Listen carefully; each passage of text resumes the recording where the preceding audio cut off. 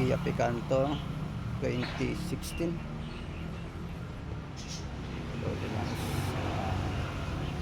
Change transmission oil. So ito tinanggal ko na nung kahapon. Yan. Kasi bumili tayo ng tools. So ang tools nito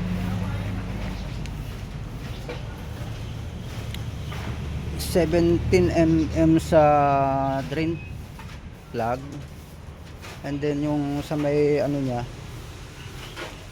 sa peeling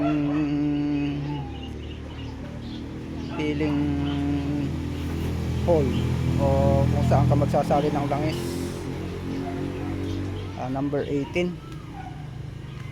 So ito, bumili pa tayo nito. Ayan, 100.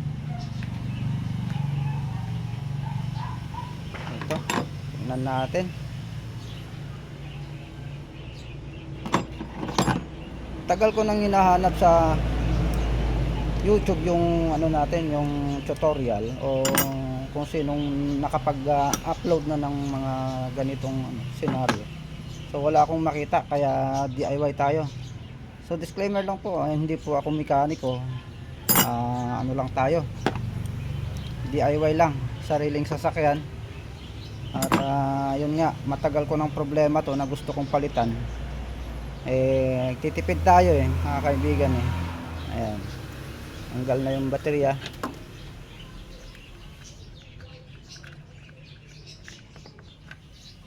So pasensya na po kayo kung baliktad o mali yung tanggal ko ng mga ano nito. So sabi nila mauuna yung positive saka negative, tapos negative to positive na naman. Hindi ko alam. Hindi nga ako mekaniko. Pasensya na kayo, yung iba naman ako, okay lang, hindi naman ako yung mekaniko. Ang ano lang, eto meron akong ganito, so naka-off po yan, naka-off, wala pong ano. So kahit anong unahin ko dyan, hindi magkakaroon ng short spark ganyan o kung ano masisira. Dapat kahapon pa ito kaya lang wala tayong pambaklas. So ito, natanggal ko na rito. Dito galing yan, dito galing. Ito yung nut nya. At itong clutch tanggal ko na rin doon sa baba. So mag-isa lang tayo ngayon, wala tayong katulong. Tatanggalin natin yung tornilyo doon para malagyan natin ng langis. So standby muna. At hindi ko kayang i-video, wala tayong tagahawak. Okay, let's go.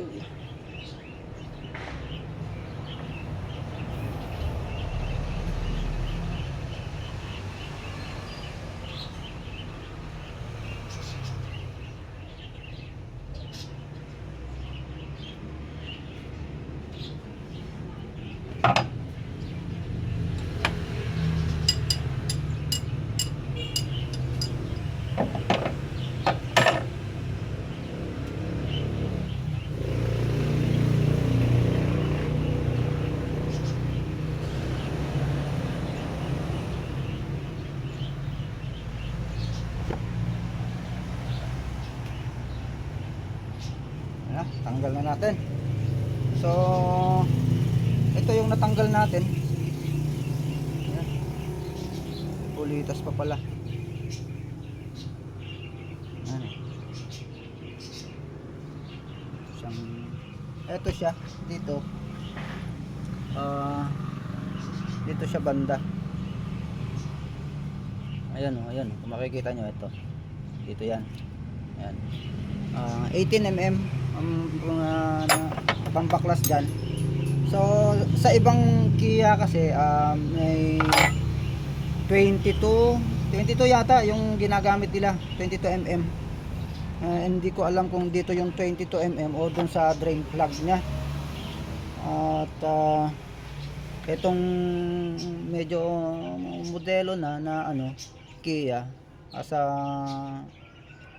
ito 18 dito banda, pero yung drain plug niya nasa 17. Hindi ko alam kung bakit magkaiba ang sukat. Tapos dito kaya ko namang dukutin dito kasi yung iba tinatanggal to dito. Itong may butas na yan tinatanggal yan dahil dito nakasuksok yan, yung clutch cable na yan dyan nakasuksok, tinatanggal nila kasi pag hindi nila tinanggal to, hindi mo madudukot to kasi nakaharang siya. So 1 pulgada lang ang clearance niyan na kapag ito naka ano na babangga pag naka usli na siya na paluwag, babangga rito. So kailangan mong tanggalin ito. Yan, tanggal. Tapos ito may 2 tornilyo dito sa ilalim. Yung iba dito sa ilalim tinatanggal to para ito baklas talaga. So ako naman dahil kaya naman ng baklasin dito sa area na to. So ginamitan ko lang ng yung dito sa clutch lever dito sa ilalim. Ayan, kung makikita, tingnan natin sa ilalim.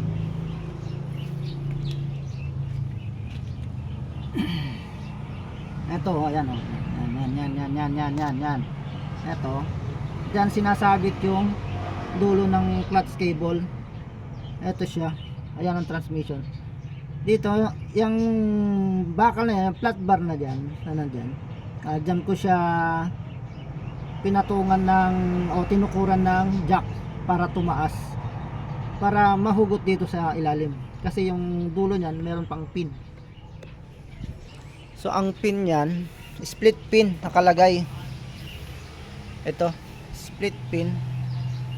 Yan ang split pin nya para hindi lang kumalas doon sa dulo. Ayan. Ito siya, ayan. Sinasabit lang ito sa dulo nung lever na yun. Yun. Nakausli doon. Ayun, yung nakausli doon, ayan. Doon yan sinasabit. Ayan, kaganyan dyan. Pero sa ngayon maghahanap tayo ng hose naman papunta rito para tayo makapagsalin ng ating langis. So ang langis natin sa transmission, ito ang gagamitin ko. Ayan, o baka naman Nova Prime. Ayan, manual transmission tayo. Hinahanap ko ang sa YouTube yung yung sa pang Kia Picanto na manual. Hindi ko siya mahanap. So matagal ko ng mga inaabangan, mga nagba-vlog na mga mekaniko, mga sikat na nagtanong na rin ako sa kanila. Kaya lang deadma lang eh. So naiintindihan naman natin yun mga guys, kasi sa sobrang busy nila hindi na nila napag-uukulan yung mga ganong bagay, kasi siguro para sa kanila simpleng bagay lang yan. So para sa atin napaka big deal na ito, lalo mga nagtitipid ganyan o gustong mag DIY.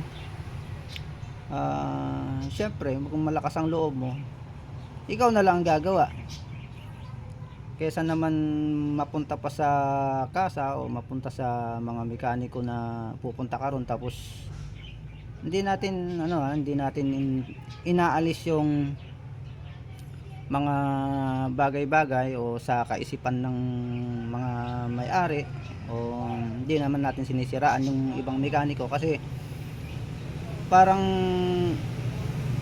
nadadagdagan yung sakit ng ating o nadadagdagan yung babayaran. Yun, madaling sabi. Imbis na simpleng ano lang, parang pag pinagawa mo o na change oil mo, baga TF ba, talent fee mataas. Kasi may mga ano tayo may mga kilala kasi tayong mga mekaniko, hindi man sikat, pero dito lang sa atin alam na natin kung anong kalakaran ang ginagawa nila. Kaya tayo matututo talaga na mag DIY para lang makatipid. Siyempre nag-ipon tayo ng, kahit sabihin mo hindi brand new yung sasakyan natin, pinaghirapan natin yung pinambili natin sa sasakyan. Kaya ayun, nagkasasakyan tayo na walang pang maintenance, ika nga. Walang pang maintenance, kaya DIY na lang. Ayan, shout out sa kilala kong mekanikong Garapalan Maningil, ano. So ito, hanap tayo ng hose tsaka imbudo. So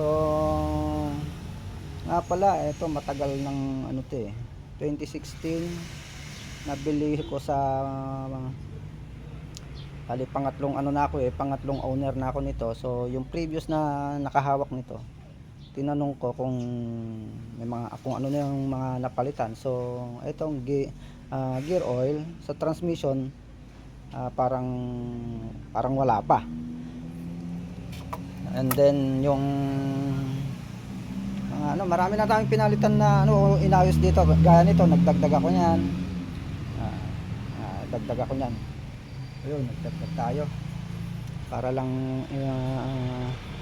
tumaas pati yung spring doon. Ayan, binaklas na natin yan, spring yan. Ayan, binaklas ko na yan. So doon natuto ako kung paano magbaklas. At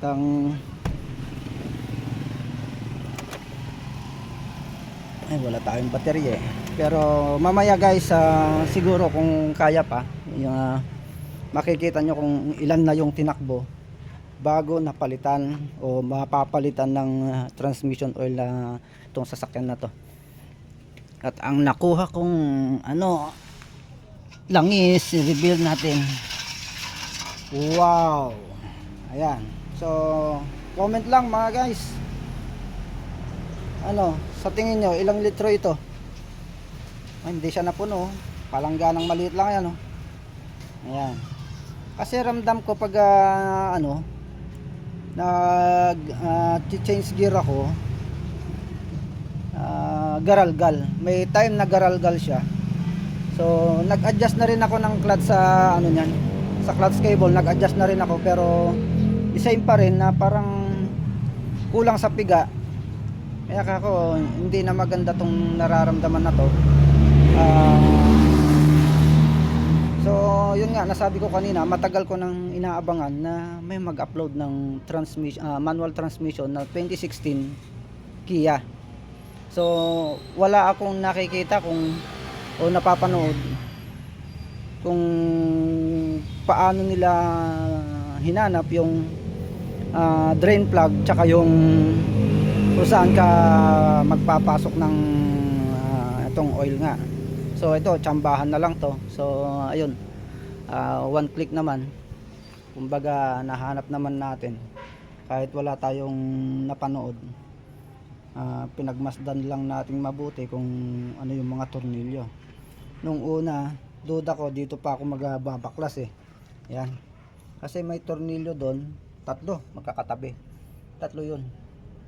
Ayan, hindi ko sure kung hindi yata makita. Ayun, yun, may tatlo doon. Hindi ko sure kung 19 yan or 17, pero kasi yung 18 sinubukan ko dyan, hindi magkasya so palagi ko 19 yan. Nakakapagtaka naman ito 18, kung yan 19 tapos drain plug 17, so magkakaiba. Marami tayong magagamit na tools dito, hindi siya pare-pareho. So yun guys, pause ko muna, maghahanap ako ng hose para dito, salpak natin doon para maipasok natin yung langis. So, pause muna.